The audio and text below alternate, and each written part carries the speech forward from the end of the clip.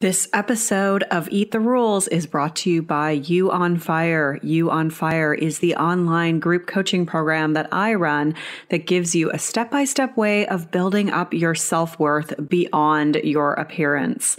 With personalized coaching from me, incredible community support, and lifetime access to the program so that you can get free from body shame and live life on your own terms. Get details on what's included and sign up for the next cycle at summerinanen.com/you on fire. I'd love to have you in that group. This is Eat the Rules, a podcast about body image, self-worth, anti-dieting, and intersectional feminism. I am your host, Summer Inanen, a professionally trained coach specializing in body image, self-worth, and confidence, and the best-selling author of Body Image Remix. If you're ready to break free of societal standards and stop living behind the number on your scale, then you have come to the right place. Welcome to the show.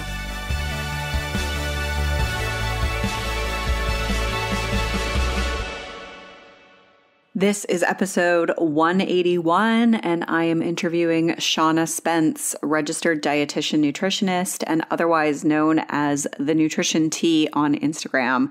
We talk about how to navigate diet culture over the holidays, including what to do about food guilt, urges to diet, and dealing with diet talk from family and friends. You can find all the links and resources mentioned in this episode at summerinanen.com/181. First of all, I just want to give a shout out to Sarah Passa, who left this awesome review. Love this podcast. I found this podcast while searching for tools to help me improve my body image, and it definitely delivers. Summer is so well-spoken and has opened the door for me to a whole new way of thinking about my body and my relationship with food. I love that she links other valuable resources with every episode. I have already learned so much, and I'm excited to continue to learn and grow from it. Thank you so much, Sarah. I really, really appreciate that review. That's awesome. You can leave a review by going to iTunes, searching for Eat the Rules, and clicking to leave a review. And that helps others to find the show here, which we know is needed. And you can also support this show by subscribing. So subscribing via whatever platform you use to listen to podcasts, whether that's Spotify or Apple Podcasts or what else is out there? Stitcher. We're also on YouTube, so you can find us anywhere and subscribe. And don't forget to grab the free 10-day body confidence makeover at summerinanen.com/freebies with 10 steps to take right now to feel better in your body. This episode is very timely. I wanted to have an episode that speaks to just some of the stuff that comes up around the holidays, whether it be how to manage like feeling like you can't stop eating, or what to do if you've quote unquote overeaten. And we'll talk about why we don't like that word. What to do if you feel guilty, how to navigate like urges to diet and the pressure to diet that comes with the new year transition, as well as like what to do if people are talking about their diets or making comments about bodies or food around you. So we cover all of that stuff in this episode, and there is no one better to do it than Shana. If you don't follow Shana on Instagram, you need to, because she has some of my favorite memes, because she's funny. And I appreciate that. It's usually like one of the things I really appreciate in people.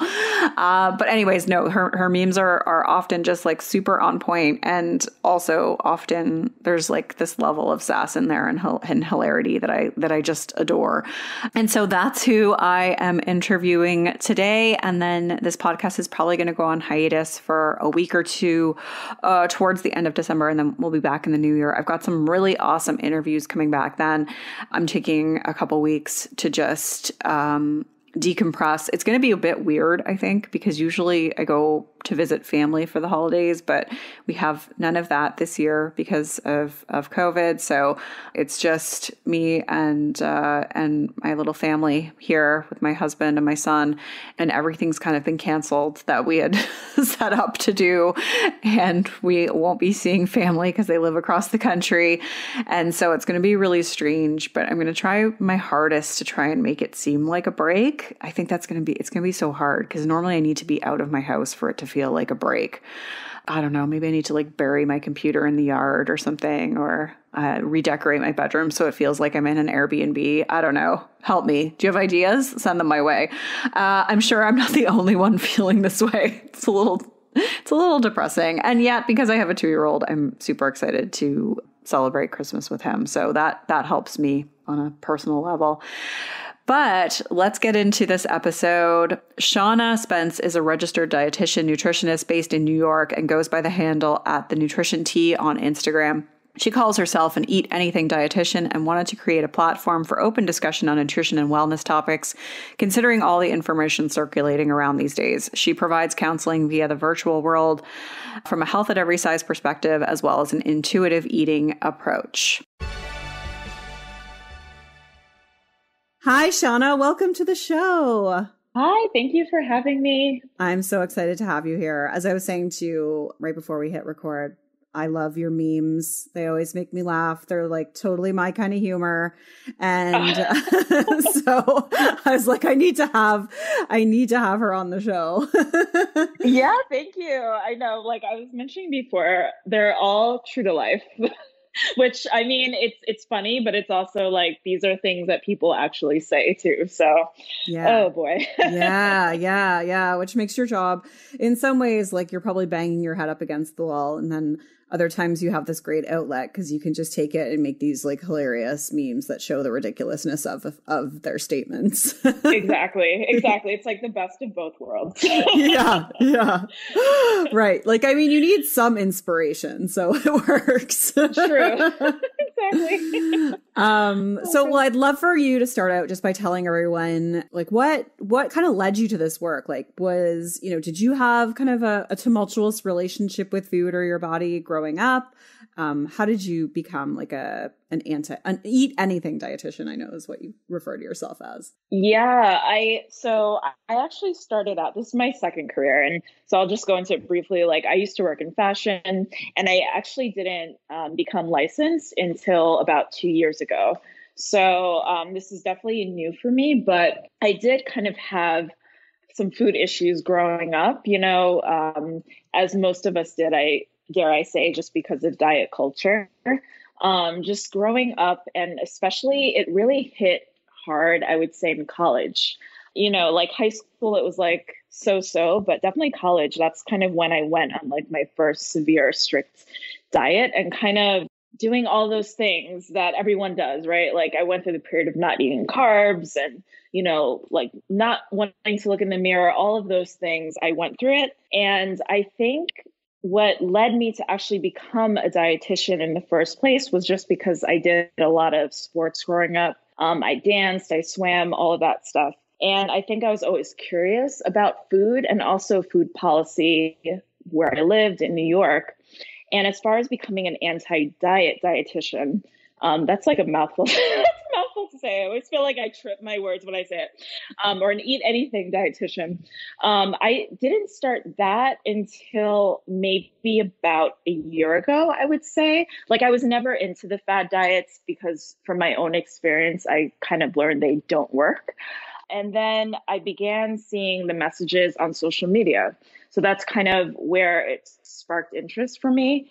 Just because, when you're a dietitian, you go through school, and in school, they don't teach you those things, right? We're taught numbers and, like BMI and how to calculate someone's ideal body weight, whatever that means, and all of those things. So it really takes someone's own personal, I guess, quest to become an anti-diet dietitian. And that's sort of what I did. I was browsing through social media and I started constantly seeing these messages, and that kind of sparked my interest. And then I was like, wait a second, these are things that I believe too. And so that's kind of how it got started, I would say. And so like, would you say that you kind of had a good relationship with food before you started to discover that stuff? Or did that sort of like help you to kind of heal some of those lingering, like maybe diet brain thoughts that usually kick around after we've dieted? Oh yeah, totally helped heal because, in college it was really bad and through my early 20s. And so when I was still in school, I was still like writing down everything I was eating. And, because I thought that's what a good, I'll say, quote unquote, good dietitian did, right? Like he tracked all your foods. I was still like labeling foods good and bad, all of that diet culture stuff. And so after like actually going through social media, that's how I began sort of healing myself and realizing these messages worked and how powerful they were. And that's sort of what made me want to pass them on myself because they helped me. And I figured if, someone out there needed to hear or see the same messages I was seeing. Oh, that's so interesting. Cause like, sometimes I think social media can just be so damaging. And then you hear something like this and it's like, it was really the thing that opened your eyes to this other way of being. And then, like, obviously you have like so many followers and you're able to then like spread the message in your own way too. And that's really powerful. Yeah. Yeah. I'm just curious because you said you were in fashion school. So, oh yeah. like, how did that influence like your relationship with your body and food? Like, did that, I mean, I would imagine I actually almost went to fashion school too. This is really funny. Yeah. Fashion marketing, but which like I have no fashion now. If you saw me, you'd be like, what? But, but anyways, besides the point, but like, yeah, did that have an influence on the way you felt about your body? Totally, because so I not only did I go to school for it, I worked in fashion for about 8 years, and yeah, I worked in production, like for like top brands too. Like my last job was with J. Crew actually, and I worked in their production team. And no one's like talking about like, or no one's really, I should say, like looking at you and like criticizing you, or I should say like to your face, right? about your body.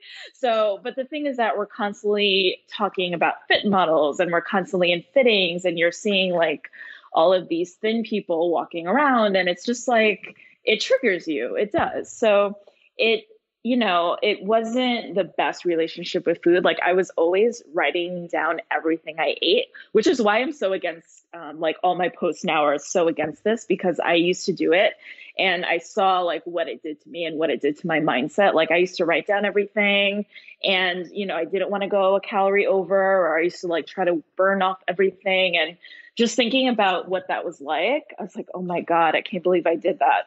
So yeah, like working fashion definitely triggered it, but I also danced. So you're constantly looking in the mirror when you're dancing. And that also definitely affected my relationship with my body and food. So it's a little bit of both. Yeah. Yeah. Mm-hmm. Yeah. How did you heal like that relationship with your body then? It was unfortunately self-taught. Like I never, just because I didn't know what disordered eating was, like I didn't even think I had, like I definitely would say like I definitely had an eating disorder. But you just don't think that you do because, you don't fit, like I don't fit the stereotype for what people assume is an eating disorder. So it really was me just kind of eventually accepting myself and realizing this is not how I want to live. Like I cannot go on like this. Like I was definitely getting sick a lot, all of those things. And luckily I was able to come out of it. It took work. It took like me sort of realizing this is not how I want to live. But eventually I got there. And that's also why, again, like my messages, I always want to help other people because I don't think people realize all of the things I say I've been through. That's why I say them, because I want to help people, I'm not just like speaking out of thin air. So, yeah, it's just really important for me. Yeah. Yeah. Mm-hmm. Well, I think that comes across because your messages are so like, obviously infused with that passion and enthusiasm for helping others and for calling out the bullshit. Yeah, exactly. Yeah. So speaking of that, actually, before we kind of get into the other things I wanted to talk to you about, but you call yourself an Eat Anything Dietitian, but you always make these like really funny memes about how people misinterpret that. Like, what are some of the biggest misconceptions and, what is like your response to them? The best one, it's always from these Fitspo, or yeah, right, Fitspo, that's the term that they call themselves, right? These like, these accounts, and sometimes from, trolls, but for some reason, like, I noticed a theme with social media where you can be just speaking your truth, but someone will always think that you're talking about them. And it's like, I don't know you. So I get a lot of people coming back and they're just like, well, I don't do that. Or I don't tell my clients to do that. I'm just like, I wasn't talking to you. Like, you know what I mean? Like, I don't know you. It's so bizarre. It's so bizarre. But the biggest misconception, I would say, whenever I say like eat anything or all foods fit, they're just like, you're really telling people they can eat anything? I'm like, yes, that's actually literally what I'm saying is people can eat anything. And it always triggers no matter what. It's just like, oh, so you're just letting people, if they want to eat a whole package of cookies, or if people just want to eat pizza all week, you're just saying they can do that. And that's where it gets so misconstrued. It's just like, first of all, if you had, and, of course, like my posts in general coming from a little bit of an eating disorder world. So it takes a while to heal your relationship with food in general. And that's why we always say sometimes it does take like a little bit of maybe eating cookies all the time to realize you can eat them. But we can always go into that later. But my point is that sometimes whenever myself and other, anti-diet dietitians, we're like all foods fit, people just assume we mean quote unquote, the like unhealthy or what they call unhealthy foods, like pizza and cookies. They're just like, you're just telling people to eat that all day. It's like, no, we're just telling people that if they want that, they can have it. There's a difference, so it's very like a misconstrued, I guess, topic. Especially when you're just coming from a diet culture world where you're just like used to restricting yourself. It's a very triggering message, I guess, but that's definitely the one pushback I always get for sure. Yeah, it's like you're gonna kill people. You're killing people. Exactly. That's what one guy told me. He was like, "There's no accountability on your page," and I was just like, "Have you actually read?" Like, I feel like they also don't read well, they don't. I can definitely say they don't read the caption because I'm just like, are you actually like seeing what I'm saying? Like, I don't get it, but yeah. Yeah. Well, I feel like when you're like so in that diet culture vacuum, like you're looking at everything in that vacuum. That's what I meant to say.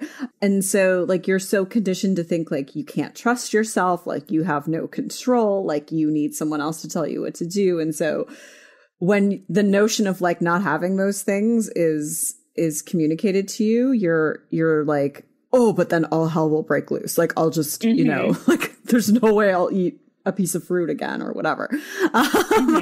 Exactly. Yeah.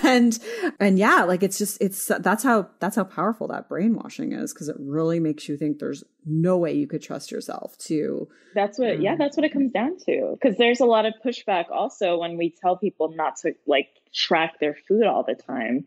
It's just like, no, that's how to eat. I'm just like, no, that's not normal, So yeah, definitely agree.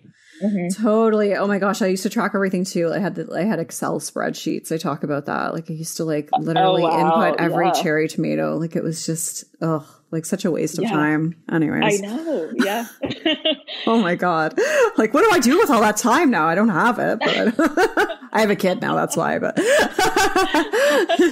anyways, it's a lot of time wasted. But I want to talk to you just about like this is airing in December, so the holidays are happening, and albeit probably a little bit different this year, but a lot of the same concerns that are still here in terms of like just how to navigate the food and then how to navigate kind of like comments from others and stuff. So let's talk about the food first. I've kind of like crowdsourced some of the stuff, so I'll just figure out a way to like paraphrase it. But the notion, the idea of like feeling or the fear of feeling like I won't stop eating. So if someone says like, if I have these like foods around, like if I allow these boxes of chocolates in my house or I allow myself all access, like I feel like I won't stop eating. What's your response to that? That usually stems from restriction. Just because usually Actually, most of the time, let's say it's, I'm just naming a food, right? Let's just suppose it's like the candies, right? Like the chocolate candies or whatever. People are like, I can't have candy in my house because I will binge on it. So that's usually or replace candy with whatever food. And that usually stems from not allowing yourself to eat candy throughout the year. Right. So oftentimes with the holidays, again, like the November/December holidays, right? We think of indulgence, we think of foods that we normally don't eat. And that's kind of where the problem, I think, lies, is just because we're like, well, I'm only going to do this one year. And now I feel gross because I ate all of these, sugar cookies or holiday cookies. But why are you only allowing yourself to eat this one time a year or a few times a year? It should be and that's where the term food freedom comes in also, is just that you have permission to eat this all through the year. And when you allow yourself that permission, when you're like, you know what, it's okay to eat this, it won't feel like a binge. You won't feel it necessary to eat all the cookies or all the whatever food that you've been restricting. So that's usually where it comes from. It really is a work in progress, like having to work, like I know this is for the holidays, but it really takes work even before the holidays, like giving yourself permission to eat the foods or to eat the fun foods, as we say. Yeah. Mm-hmm. Yeah. Permission is like so important. And it's like mental and physical, right? Like, definitely. Because mentally, if you're sitting there saying like, I shouldn't be eating this, like, don't eat this, or like tomorrow you're not eating this, then that's all going to make you kind of eat and want to eat more than your body really even maybe wants or needs. Exactly. Yeah. Mm-hmm. Yeah. Yeah. So on that topic, like if you are eating, I hate the word overeating. How do you feel about the word overeating? I'm not a fan because I just feel like for me, it stems from like the whole tracking and the whole portion sizes or like serving sizes, which are also so arbitrary. Like, I just don't know a word to replace it with. That's the problem. Like, I use it, and every single time I say it, I cringe because I'm just like, I don't like it. Yeah, I just don't know a good word to replace it with. That's the problem. I use eating to discomfort, but I feel like that's such a mouthful. Eating to... It is, but I feel like it's better than overeating to me, like, means that something's wrong with you as a person. Like, you can't control, like, I don't know. I'm not a fan, but maybe I'll start using that, eating towards discomfort or something else. Yeah, it bothers me too. No, I hate the word too. I use it because it's like people understand it and it's the words they use. So yeah, like in the context of a question, I'll use it, but like to question to you, for example. But yeah, I don't like it. I was just curious if you didn't like it either. Yeah, no, we're on the same team. Yeah. Well, because like when you're a dieter, overeating is like based on some quantification versus like how it actually feels in your body. Exactly. That's why I can't stand it, because I'm just like, this just falls back into the tracking and like all of that nonsense. So yeah. Yeah. So like if someone is kind of experiencing eating to physical discomfort, like what's your advice to them in that situation? How to handle that discomfort of overeating in quotation marks? Yeah, definitely. Well, I always say don't panic, because I think we're also used to, like, the whole thing about intuitive eating is, in a nutshell, very broadly, there's so many factors, but just like being in tune with your body, right? So we know when we're hungry, and we also usually know when we're full. And when we eat past our fullness, we definitely feel it. And sometimes for a lot of people, that's very triggering. We just we have Thanksgiving and all the big holidays, right? That are associated with indulgence, which is like another word that I'm not a fan of, but people say it. So like when you're indulging in these foods, and I always tell people, first of all, it's just one day, right? Like, let's suppose, it's Thanksgiving, it's Christmas or Hanukkah or whatever, holiday you're celebrating. When you're eating these foods that you don't normally eat, yes, you're going to probably eat a little bit more than usual. It's one day. Your body is not going to shut down. That's another thing. Like, people just assume that, their body is just going to malfunction just based on, one day of eating or even one meal. And I always say, don't panic. Your body will reset.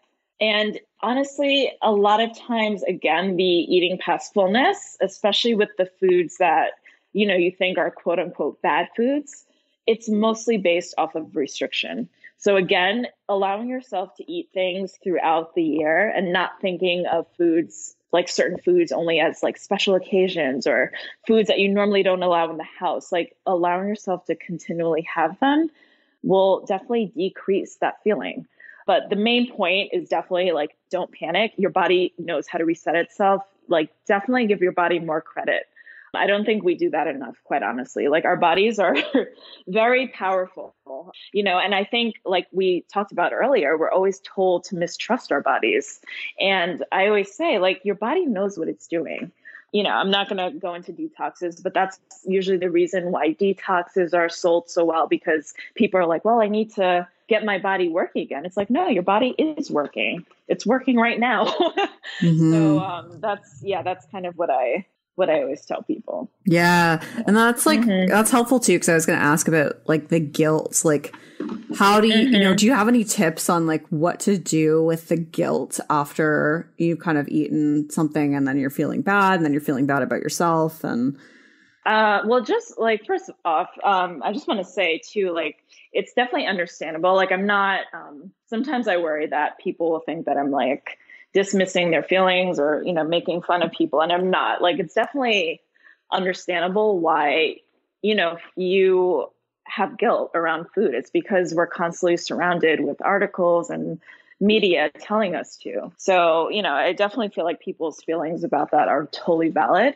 But it's also important to try to work your way out of it, just because life is too short. Also, if we're going to be specific about this year's been awful. There's so many other things to like worry about in general, like eating an extra like cookie again, like, I don't know why I keep going to cookies. Like, that's the only food I can think of right now, is not going to like destroy you. So I tell people it's also work, these types of feelings, they don't just disappear overnight. That's also what I tell my clients too, because a lot of times we forget that diet culture has been ingrained in us since we were kids, right? Like, I learned about what a diet was when I was like 4 or 5. So all of that time till now, it's a long time, and that takes work to undo. So as far as like guilty feelings, like, it really does take time. You just have to tell yourself, you're like, this was one day, this was one meal. It's okay. I trust my body. You have to like keep saying that. I'm a big believer in like affirmations and like repeating things to yourself too. Yeah. So, yeah. It's I find that to be really powerful in terms of like healing your relationship with food. To like honestly say that over and over, like, my body knows what it's doing, or like, I trust my body, like that, whatever kind of resonates with you is super helpful. Yeah. Yeah. But I love the point about just it taking a long time. Cause I think that we all just want to be free of the discomfort, like whether that's kind of emotional or physical. And this is like, if you've been doing this for decades, it's going to take a little longer than like a month to really feel like more comfortable around food and just with your own eating and stuff. Yeah. It takes time. Yeah. And so, you mentioned kind of like why we're so drawn to cleanses. So on that topic, there's always pressure to diet in the new year, right? And I have a feeling that's going to be even more intense this year because of totally, like the whole quarantine thing and just, like people really looking for some sense of control. So feeling those urges to diet. So what's your advice to someone who's really struggling with that urge or pressure to diet? I always say this, right?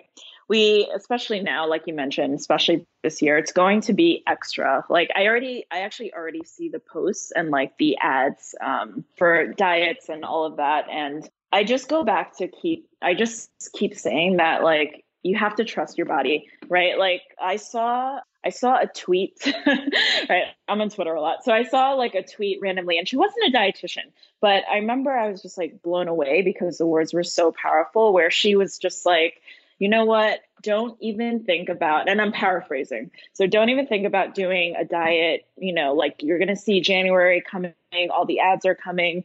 She's like, your body has processed so much trauma, right? That it's really, you don't need any more trauma, right? Because we always say diets are honestly just a form of starvation. And so she wasn't a dietitian. I don't think she was even a doctor or anything. I wish I could even give her credit. I don't remember her name. And I'm paraphrasing that tweet, but I remember it stuck with me just because I was like, this is totally on point. This year in general has been so traumatic. And sometimes, even if, let's say, you haven't been quote unquote affected, right? It's still a lot to deal with. Like just hearing the news and everything, it's a lot to take in, and your body is processing that. Do you really feel like you need to put it through a diet? Or can you learn to love yourself? Or can you learn to love your body? Can you learn to have a healthier relationship with food? So it's just, putting things in perspective, I think is really ideal here. Which again is definitely easier to say than do. I understand, but again, it really takes time. It really takes time.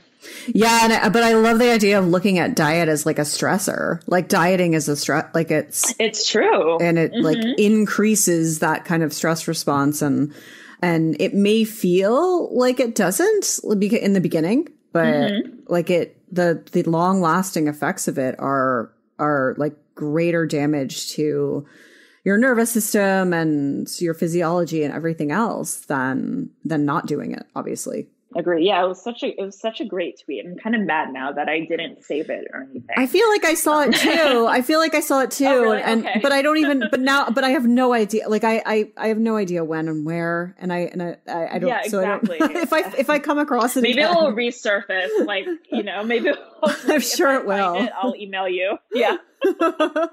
I'm sure it will. Yeah, I'm sure I saw that like in somebody's story or on somebody's Facebook feed. Like I'm positive I liked it because hearing you say it, I'm like, oh yeah, I think I saw that. yeah. I'm on a mission to find it. Well, I'll try and dig it up too, but I follow way too many people to like really figure it out. But okay, so I want to talk about like, we may not be having in-person family gatherings. Some people might be, depending on where they live, but a lot of us, I think, are sort of doing the whole like virtual thing, or even like virtual like office parties and stuff, which like that just like makes me like feel but same.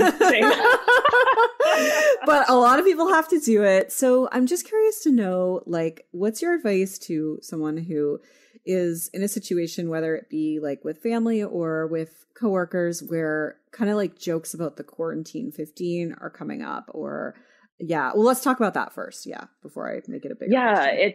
I don't know. Like, I feel like we need as a society, and this will not happen overnight. Like we need to like find another greeting besides like noticing someone's body size, like the first thing. And it tends to come from love, right? Like, especially with your close family and friends, when you haven't seen someone in a while and they're like, oh my God, you look amazing. You've lost all this weight. Or like the opposite, right? Sometimes, like, especially with family, they joke around and they're just like, oh, you put on a few pounds. Like, we need another greeting. Because why on earth would you say that to someone, And so I always tell people, you have to be really firm with your boundaries. And this, again, like I feel like I'm on a broken record here, but like, again, I know this is easier said than done, especially with close family and friends, because we don't want to hurt people's feelings. But at the same time, we're allowing people to hurt ours. You're like, well, I don't want to be rude. And it's just like, okay, but you're going to feel bad because your uncle just like, said something, instead of shutting it down right then and there. And you can do it in a polite way. I try to give people tips sometimes on posts. And, one of my things is just like cutting the conversation off right then and there and changing the topic, because that usually lets people know first of all, you're not okay with the conversation and you're not going to discuss it. Like, end of conversation. We're adults now, especially with kids. You shouldn't be saying that with kids, definitely, but especially as adults, you can say no. I don't care if it's your mom or your dad, you can nicely say, I don't really feel like discussing this right now. It's triggering me. That's all you have to say. It's triggering me. So that's the advice I always tell people. It's very powerful. It's hard to do at first, but you have to set boundaries. We all do. So that's the first step. Yeah. Yeah. And what if it's like a situation where you, like, let's say like you're with like coworkers or something, and everybody's talking about like how they're going to diet in the new year. Like, how do you handle that? I try to change the topic. Like, even if it's not,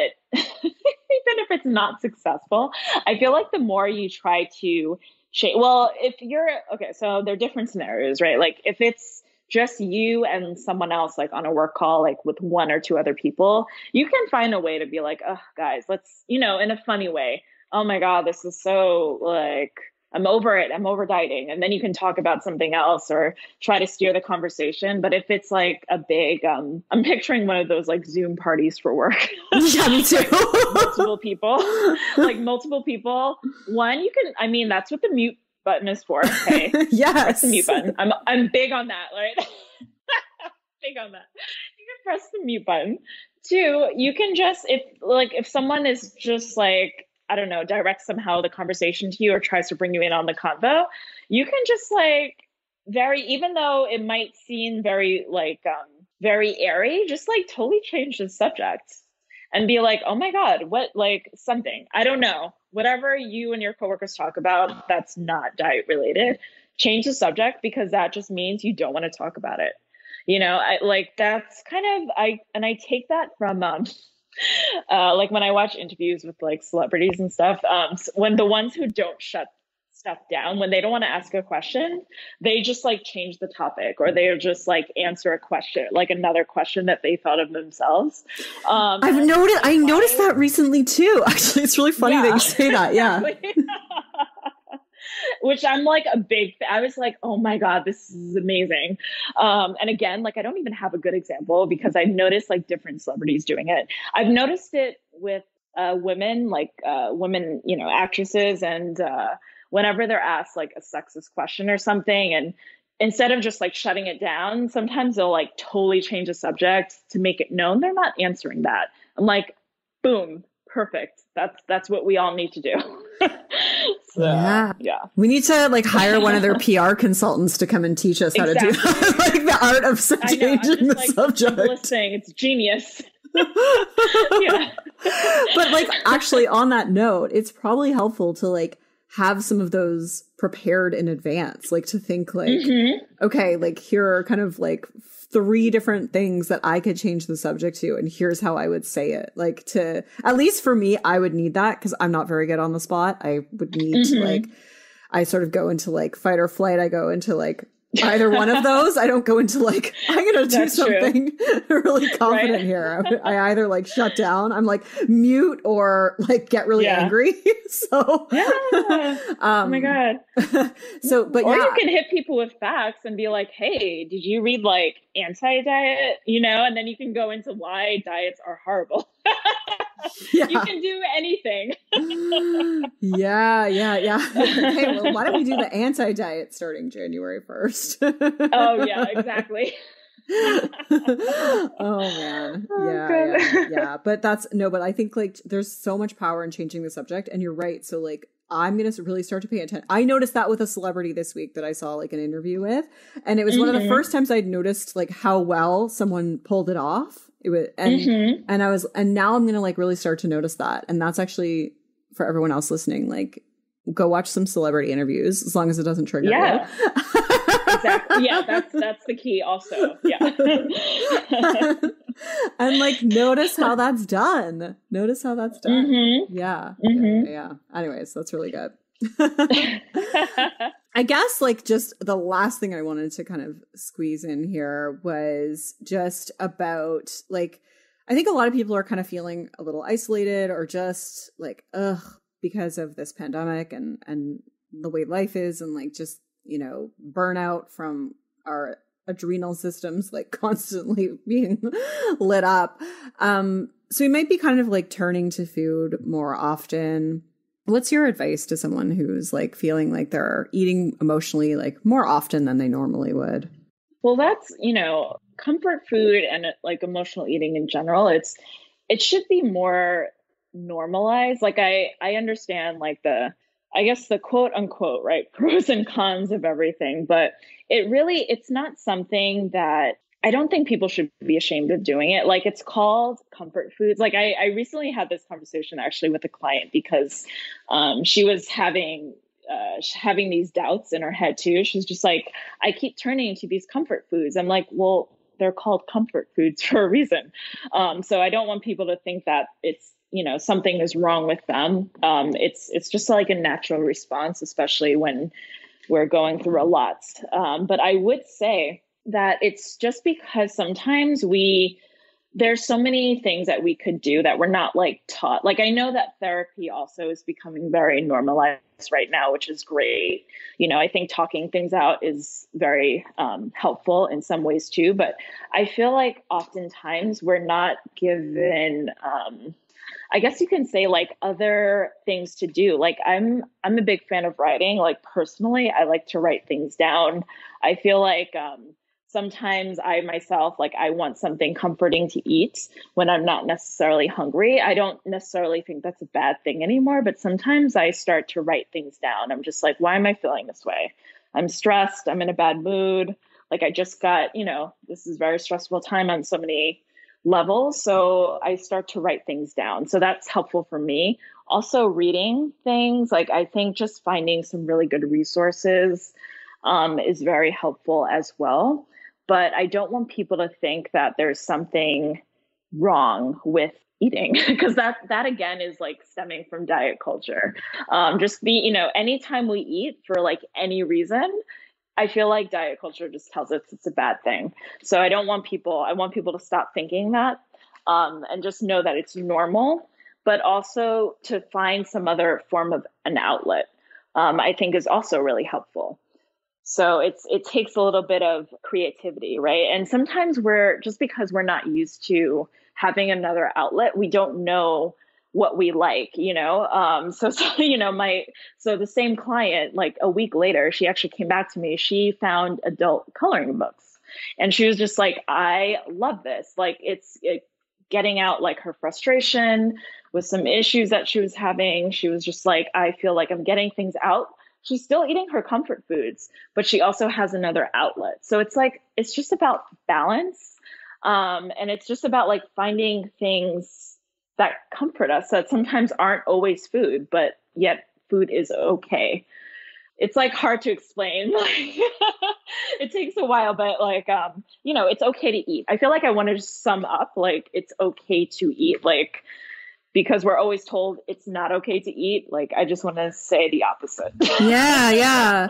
Well, I think like, in other words, it's kind of like, look to add another way to cope with feelings as well, instead of it being like an either or and exactly like demonizing using food to cope because, exactly. Yeah. Especially now it's like pretty innocent to be doing that. I mean, it always, it always really is, but there's like not a ton of pleasure like going on right now. I mean, maybe exactly things are closed where you can't loved one. Yeah. Like all these things that would really kind of feed your soul a lot of them have been taken away or limited, and so it's like pretty normal that you would be looking for something that can just give you some sense of comfort and pleasure, and food is still available. It's still here, so it makes sense. I think it's also just kind of acknowledging that it's like, wow, I'm just trying to like protect myself or soothe my emotions, and that's not a bad thing.